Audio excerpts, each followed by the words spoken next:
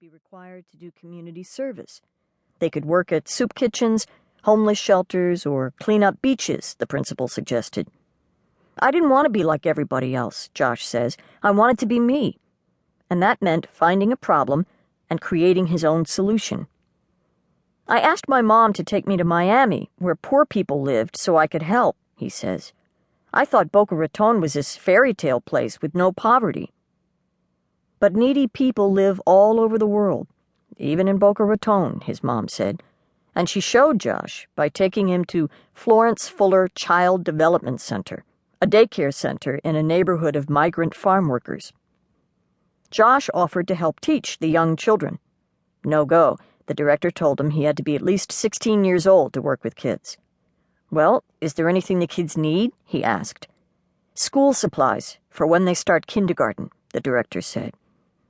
Josh was shocked that some families couldn't afford the basic tools of learning: paper, pencils, notebooks, and rulers.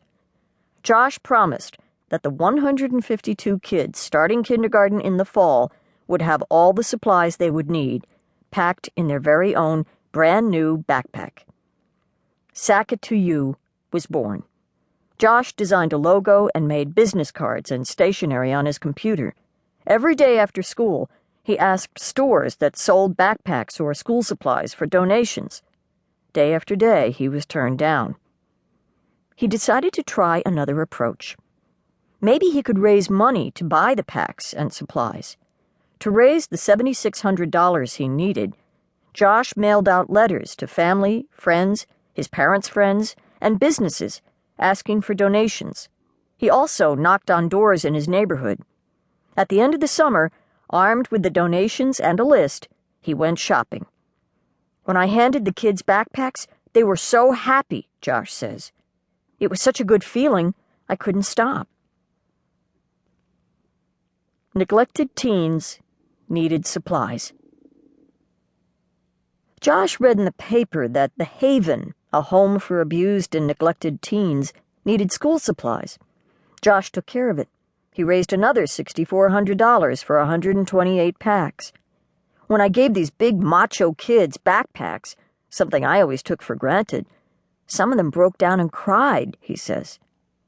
To Josh's surprise, reporters started calling. I thought community service was something that no one really cared about, he says. I thought you could only get on the news if you did something like kill somebody. The attention brought more donations. Office Depot offered to reimburse Josh for all the supplies for every backpack he donated.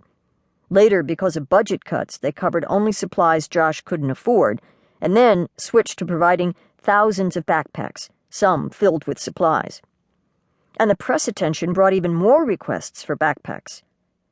Reporters sometimes get the name wrong. They call it Sack It To Me, so I say I'm not sacking it to myself, I'm sacking it to you. A cool $250,000. To fill all the requests for supplies that poured in, Josh needed money. He mailed hundreds of letters asking for donations. Over 5 years, he has raised more than $250,000. But like many new companies, Sack It To You is always strapped for cash. Once, Josh promised 76 backpacks to a program called Unabridged to be delivered in June. He was expecting 2,500 packs from Office Depot in late May, but they were delayed. So he called a local company and begged for a donation for the backpacks.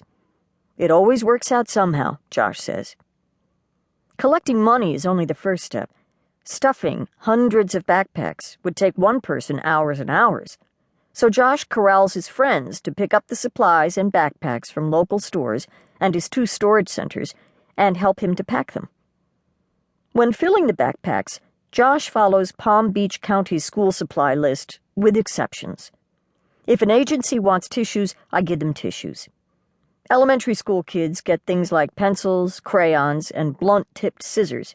Middle and high school students, slightly bigger backpacks, are filled with red marking pencils, pens, highlighters, sharp scissors, paper, notepads, and file folders. Everybody also gets 3 big glue sticks. The order for glue sticks got messed up, says Josh. I asked for 1,200, and they gave me 1,200 dozen.